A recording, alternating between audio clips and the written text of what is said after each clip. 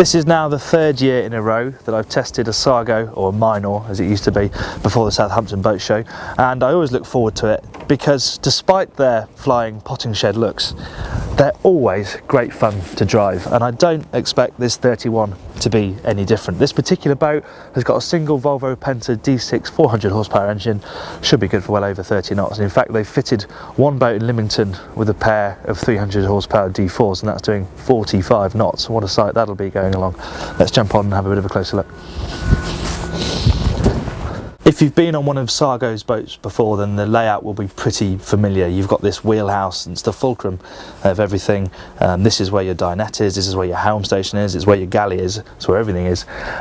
This one though, you've got sliding doors either side, which make life very easy to get through the boat, round the boat, talk to people, ventilate. There's this sunroof, which is manual, standard. It's optional to have the glass inside, but I would do because it makes a big difference to the feeling of light in here. And the boat is so practically designed, and it looks great. Real solid wood here. This is actually the walnut option. Nice wooden handholds built in. Everything is very tactile, typically Scandinavian, and something that Sargo does very well at the helm stations. We'll talk a bit more about that later when we get onto the driving experience. Layout wise, forward down here, there's a double cabin. It's a bit tight in this area here, this little hallway where you have the heads as well, and there's some storage down to port. You're not going to have two people down there, but actually once you're in the cabin, the room is pretty good. And then something that's a bit of a surprise on board this boat is the fact that there is a double cabin aft here, down this little hatch. Let's have a look. So once you've squeezed yourself down through the hatch, which is pretty tight, it actually opens up amazingly well down here. I mean, it's a sitting room only really, and there's some obstructions over the bed, but the size of the bed is perfectly good, certainly long and wide enough for a couple of adults to sleep, no problem. You've got a bit of storage behind me here, and also opposite, and because they've got a couple of vertical ports opposite me here, it's actually brighter down here than you expect it to be, especially with the hatch open, and you could easily spend a weekend comfortably on board in this cabin. Two things that make the Sargos so fun to drive. First of all, it's the drivetrain setup. Stern drives, big single diesel. She's very agile, turns really beautifully, very, very smooth.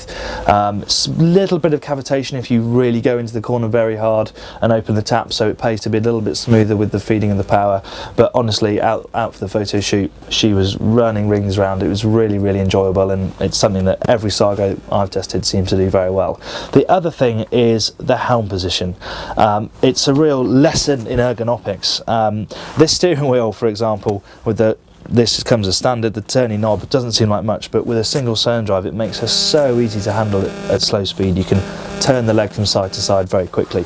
Then there's details like the entire section here comes right into your lap, which I really, really like.